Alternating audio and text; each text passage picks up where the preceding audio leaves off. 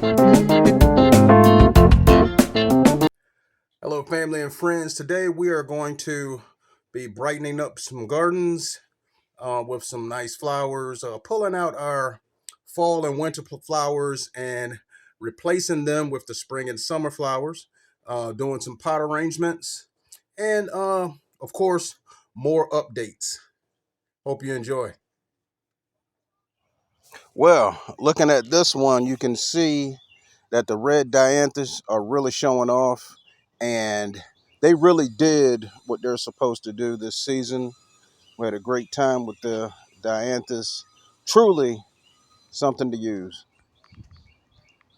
We went around this tree with the vincas and another little touch of red with the geraniums. Now, this spring, the heat approached really fast and a lot of plants got burnt out, and some of the seasons for different plants have speeded up. But the dianthus, they went through their first flush of blooms, and we put in a few pops of red with some. We put in some red sun patience with dark leaves, and I didn't really flood this area out because I know that the dianthus will be pushing out more blooms before the summer is over. See, these have been watered and they're shiny, and you can't see on film, but they have a dark foliage. And I found spaces to put them in just so we get that pop of red. And over on this one,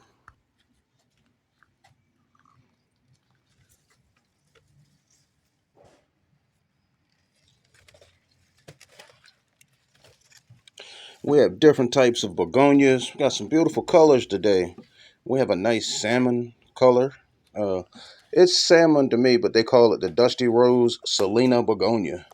They are nice sturdy plants with nice shiny leaves and these petals. Wow. We have this yellow, the Selena yellow. Very beautiful. These are like double begonias with several layers of petals in here. We have the white impatiens. They grow stronger, last longer. The beacons impatiens, and they're full of blooms. These are the bright red beacons impatiens.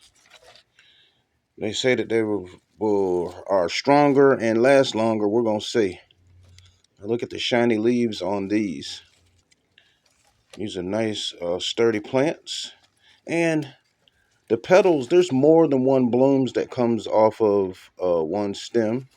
The stems split out into several growth points, and that's how you get that nice cluster of blooms on top of these. We're going to be filling in some pots with these to bring color back to the garden because the pansies are done. So she's going to clean all these out, get the loose leaves and anything that may cause rot in there and flatten out the surface. Look at that.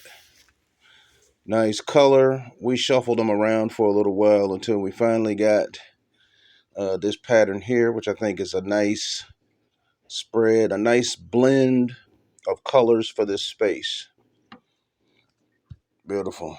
You need to give Selena begonias a try. They're nice sturdy plants. These are the shade and sun variety. They do an excellent job, and we will continue to use those. Nice hosta here. These Carmen red begonias have we're going to put a nice lacy leaf Carmen red and begonia here. Several blooms on one stem. A nice sturdy plant, partial sun, beautiful, very eye-catching, and the ideal plant for part shade. These are beautiful, and we will continue to use these because this is the ideal place. Let me go over here so we can get a better look. Look at that.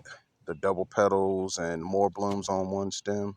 It's partial sun annual. Carmen red begonia is ideal. Creates a lush, beautiful, dark green display of lush foliage. Could be great for shaded beds, hanging baskets, and containers. Easy to grow. 3 to 6 hours of sunlight, and They are good for part sun, part shade. We have a coleus in here, multicolor. Look at that lime green and that plum and pink. Those are a good combination of colors, very eye-catching. And over on this bed, we just put two of the begonias together to get that size impact immediately, and left the white pansies. They will be coming out soon, but we went ahead and let them show off as long as they can. Going to do a little cleanup on these geraniums here. We got a few different sizes and also some caladiums in here, a red verbenum. See, as we go in, we follow these stems all the way back to the growth point and snap them off. Any yellowing leaves or burnt leaves. You want nice airflow under these, and you want to make sure you don't have any leaves touching the soil because it collects moisture and then the plant will start to rot. These are full sun and do great out in the sun. We have a Gerbera daisy here, Gerber daisy or Jabera, however you want to pronounce it. I say Gerbera daisy. And you can see there's several blooms that haven't opened. This one is really flourishing. It's doing really well in these small cups, these containers, and they have drainable soil. These are full sun to part sun. As you can see, there was a smaller flower also coming up. I could tell they were fertilized. Nice color. We have this plate-shaped bloom, and this is another one of those flowers that looks like a fairy tale flower or something. Yeah. To me, tulips and Gerbera daisies are like fairy tale flowers. They don't seem real.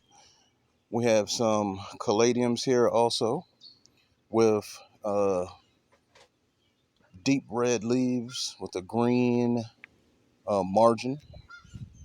And we have uh, the geranium with the dark leaves with also a green margin. And this Gerbera daisy here needs water. You can tell because the stem is drooping, and we have a verbenum with a cluster of blooms up there. So we have quite a few to choose from to put in different places. But for now, we're just going to clean them up so that they can look at that leaf. Nice. We're going to clean them up so that they can flourish. Once we get them cleaned up, we'll fertilize and water them. Look at all these buds about to open.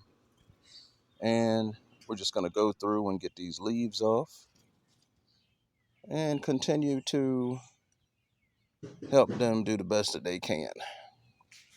Janice has already jumped right on in with clipping the stems down as far as she can to so that the plant can focus on more blooms. And if you see some blooms that look like they're about to seed, just go ahead and cut those off, because if you don't, the plant focuses on creating seeds. See, when you snap those off, it encourages more blooms, and she gets nice airflow under the plant, and we don't have to worry about root rot.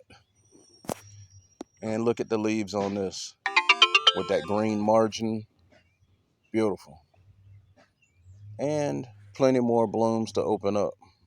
So we got these at the right time, and we're able to get in here and get these things really, really looking good. Sometimes all it takes is a little TLC. Even the blooms before they open look interesting.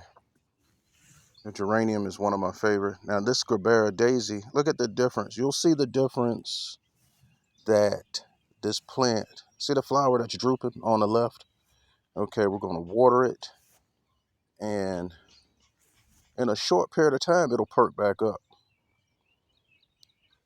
Now this isn't an instant effect, but that's how it perked up over a matter of minutes though. We looked back at it, I would say probably like 20 minutes, and it was like back up like that. Beautiful. Very dramatic plants. And if they're not getting the water, enough water, you will definitely know. So going around, getting the yellow leaves out. She's clipping with some clean pruners. And you see her little bucket of leaves, burnt leaves, and spent blooms.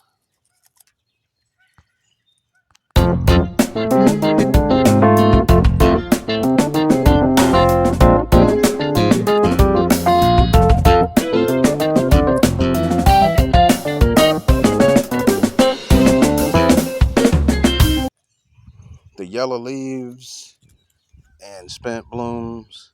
That's basically all you're looking for with these. And if you have leaves that aren't already yellow, but they're touching the soil, just go ahead and clip those off too. You know, a lot of people are hesitant on pruning their plants, but it really makes a difference. See down in here, we have the burnt leaves under here, and there you go. We get up under there and just get all of that stuff out. The Guinea daisy.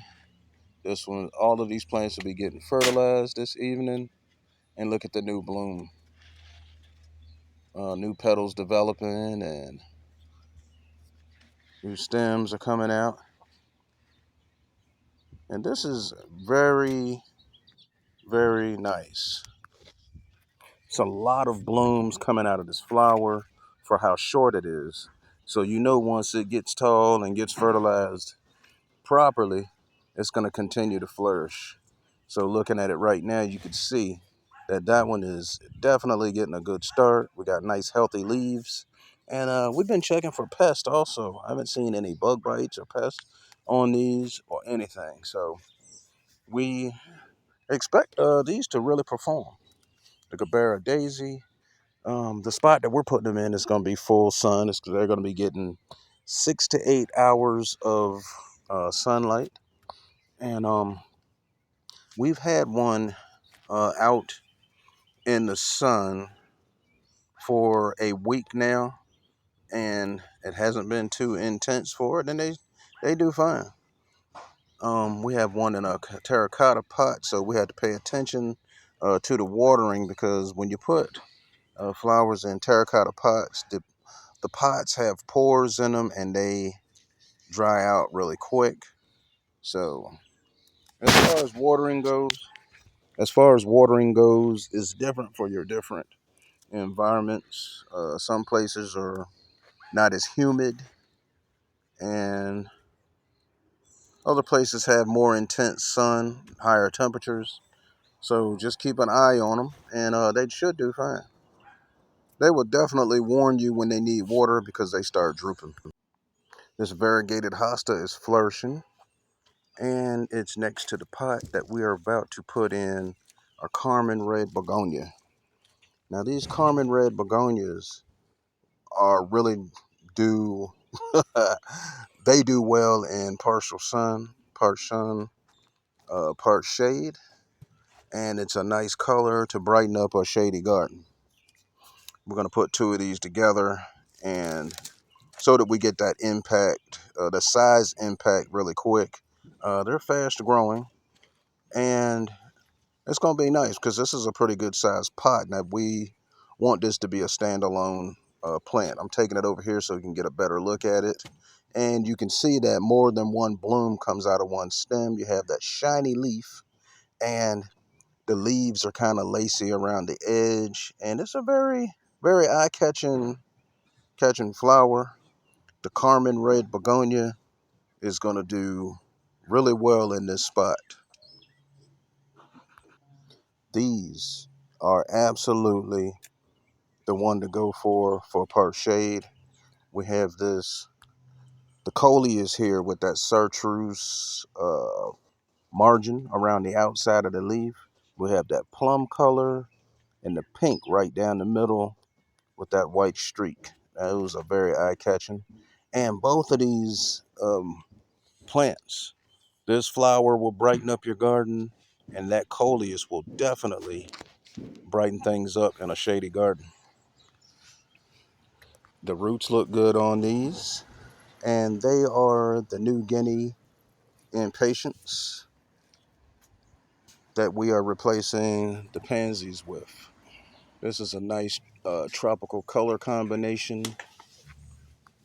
They have nice thick stalks, and it's amazing how many flowers are coming off this plant in this little tiny container.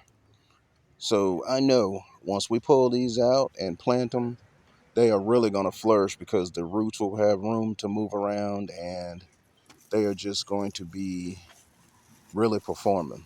So we're going to pull these yellow pansies out and the other pansies that kind of look, they act like they don't want to come out. The other pansies that seem to be looking good, that only have like a week and a half of their season. So these petunias that are in here, they'll last until we get a heavy frost. But all of these pansies have to come out, the yellow ones, the Beaconsville, and the majestic giants, every bit of them. These beacons looked good. One last look before we snatch them out. And I mean, sometimes it's hard to do that, but you know, the season is almost up because it's been really warm. Been having consistent warm temperatures, and they've been hanging on because they've been watered well, and they put on a good show. So out with the old, and with the new. These New Guinea impatiens are amazing. They have serrated leaf just like the sun patients, but they're rounded instead of being really jagged and pointed. The edges of these have like a rounded point on them. The leaves are shining, and these are really healthy. I'm gonna have fun using these to bring color to the garden. And then this pot arrangement at another location really livens up this space. Look at the multicolor coleus with the chartreuse and plum splash with that pink and white in the center. We have the creeping Jenny trailing over the front and calabacoas. We have them spaced out in the pot because this whole pot's going to be full. And I think the coleus is really going to take over, and the calabacoas, their chance of survival would be trailing over the side.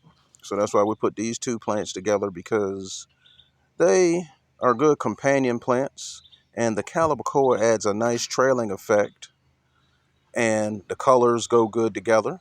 We have that pink and that plum together with the chartreuse that brings together the two different shades of green. Now this bed is in the backyard, and we have the pink geranium here with plenty of blooms about to sprout. You can see that they're hanging there, just waiting to show off. Some mint to the left, Dusty Miller, Dipladenia, the dianthus at the bottom. Up under the flag, we have that empty spot under there, and we're gonna go with some lavender up under there.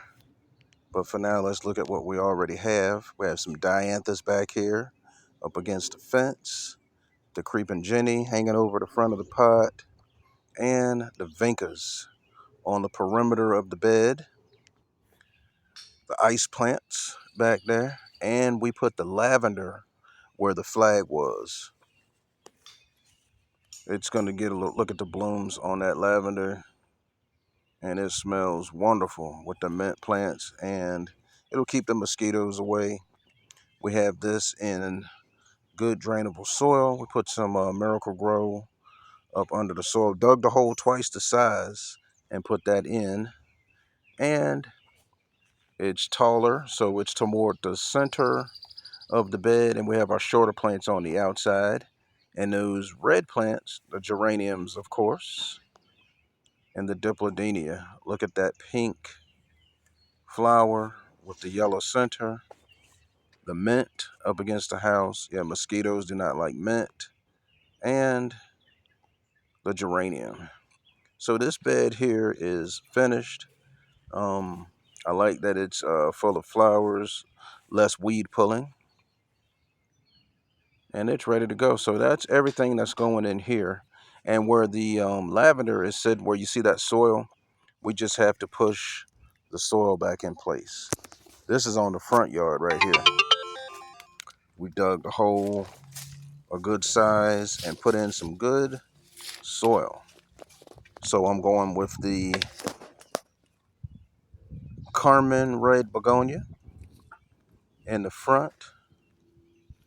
You can see how loose this soil is. I'm just moving it with my hand because the hole was already dug, and we put in some good garden soil, Miracle Grow garden soil, to just simply give these plants all the nourishment that they need for bigger blooms, green foliage, and good roots.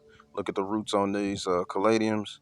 I'm not even going to mess with them because these plants weren't root bounded. The roots had just started turning around the bottom of the pot, and they shall be fine once we plant them. Plant these caladiums, they'll spread on out and be beautiful. So we have these in a spot in the yard, which is like under a bush out front, because both of our yards are full sun, and the places in the front that aren't full sun already have plants. So we found a good spot under the bush in front of the house to plant these so that they will get part sun and shade. So they should do really good under here. And the caladiums, you see the green border on the outside of the leaves? They have those nice red leaves. We have the Carmen red begonia, the caladium with that deep red and green margin on the leaves. Let us know if you're using caladiums and begonias together. And if you have any questions and comments, we welcome all questions and comments.